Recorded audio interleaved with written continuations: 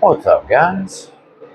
It's your boy AG, and today I'm going to show y'all how to clone a fruit.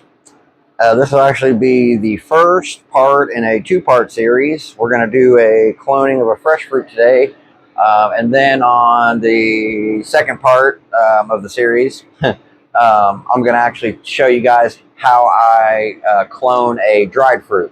There's a process in which I basically sterilize some water, take a sample of the fruit, rehydrate it, and then transfer it onto some agar. Pretty simple, straightforward shit. As long as your sterile technique is on point, you should not have a problem at all. All right, let's get into the shit. Alrighty. Make sure it's good and sanitized. All right, right off to my left here, I got a tub of fruits. This wasn't the best yield, and it also wasn't the best size of fruits. It's because I just recently got this strain and haven't really isolated it yet.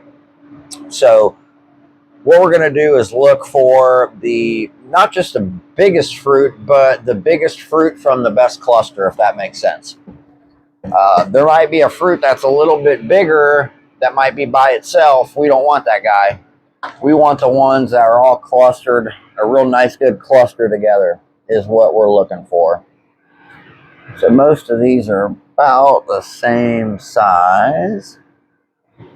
And it's okay if you're starting off with small fruits. It's totally fine.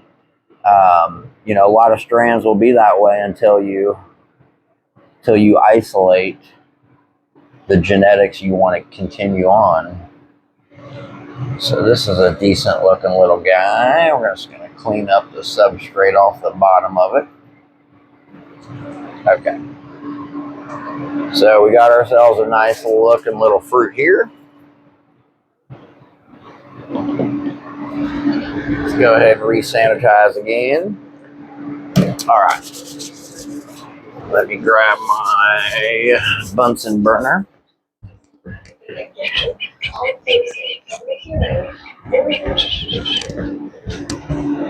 All right, sorry about that. Let's move some of this stuff out of the way. I'm like freaking overloaded here. Always press for space. Always. Okay.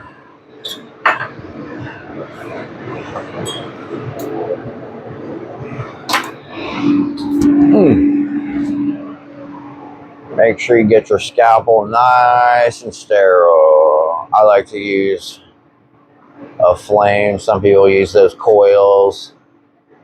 Whatever works for you. This works for me. I like to see the flame hit them shits. That way in my mind I know it's sterile.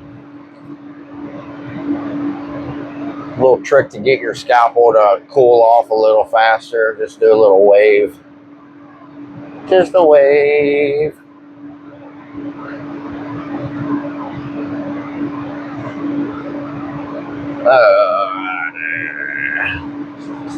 So you're going to need a couple transfer cups. We're going to use 2 on this guy, and then we're also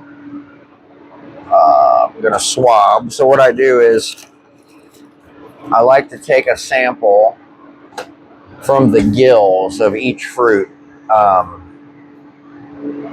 It gives you a double chance of having success. By taking some meat from those gills, you're taking a clone, but you're also taking spore, which in my mind gives me, give you better chances of having a successful transfer onto your agar cup or plate. So that's just how I do it.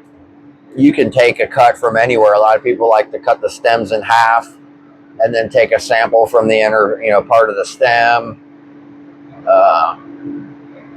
Not this guy. All right, we're about ready here.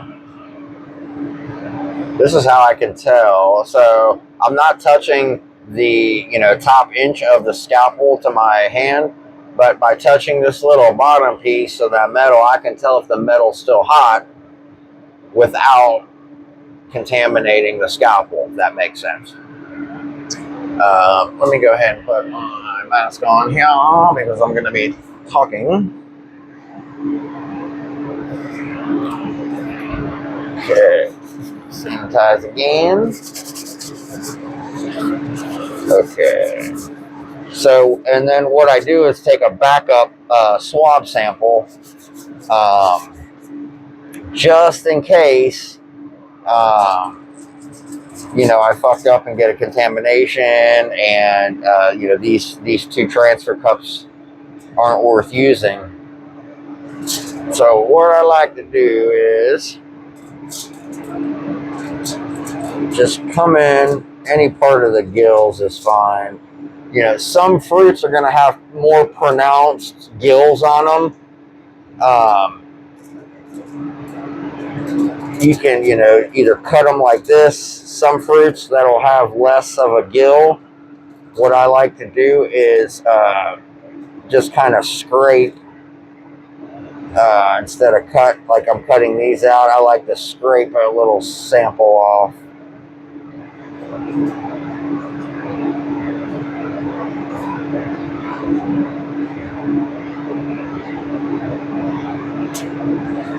It's okay if a couple little pieces fall down, no big deal. And you just want to transfer right into your cup. They don't have to be perfect. Just in the center is what you want.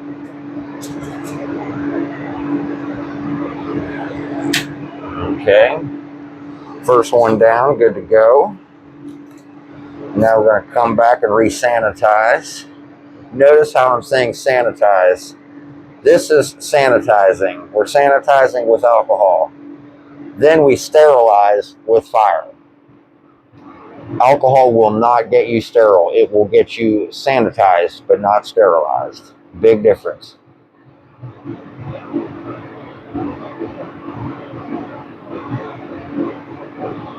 Okay, that's good. Now we're going to let those chill. I'm going to mark my cup now while this guy's cooling down. You always want to try to be doing something while something is you're waiting on, you know, something to cool off or, you know, whatever, the alcohol to dry on the bag that you're about to, you know, inoculate or whatever. What was this? This was AMAC. So since this is the very first isolation I'm taking from this strand, it's going to be F1. Without the F1, some people do it a little bit differently, but my F1 is my very first isolation. Some people will do F0, whatever. I like to do F1, and then we're going to mark it a clone, and then we're going to date it. Unfortunately, today's date is not a very good one. My heart goes out to the families of the survivors. Your loved ones will never be forgotten, ever.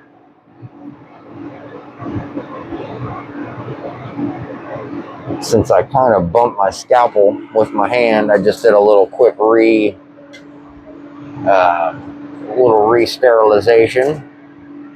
So while this is chilling, what we're going to do is we're going to take our swab sample.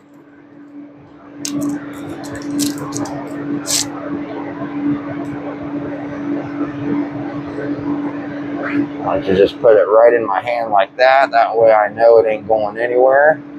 We're going to take a sample right here from the back side.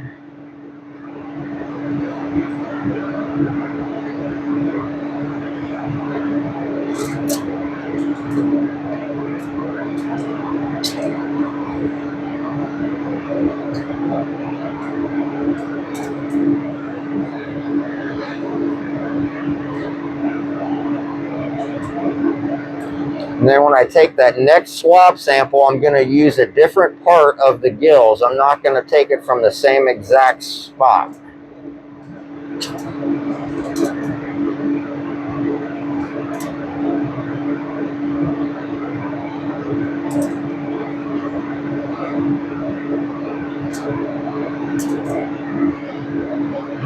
Okay, now we got our backup swab samples. We can put them right back into our packaging.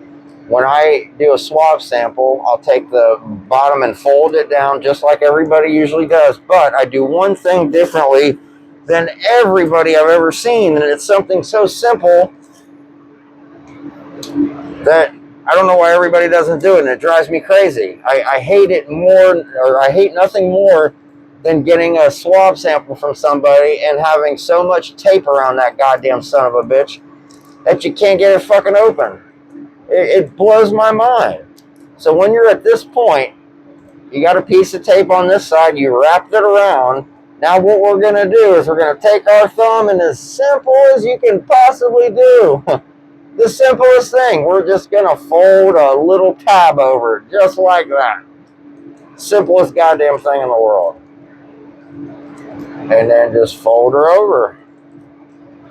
So you got it's totally sealed. But next time you want to use it, you have a nice little pull tab. Boom. Just to, pop it right open. As simple as can be. So everybody, start doing that shit. Make it easy for the next mycologist that's getting the samples you're sending, please.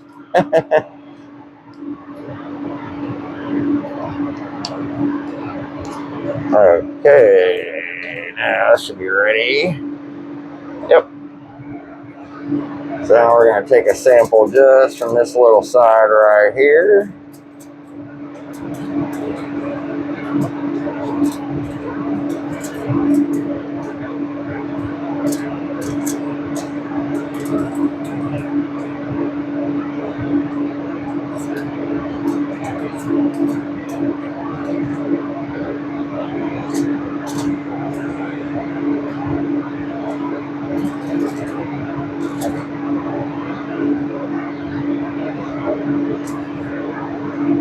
Now you can see we're just plopping them right in the center there. That's all you gotta do. Simple as can be. Boom. And that's her, guys. You just cloned yourself a fruit. If you have any questions or comments, do not hesitate to shoot them my way. I will try to get them answered as quickly as I can.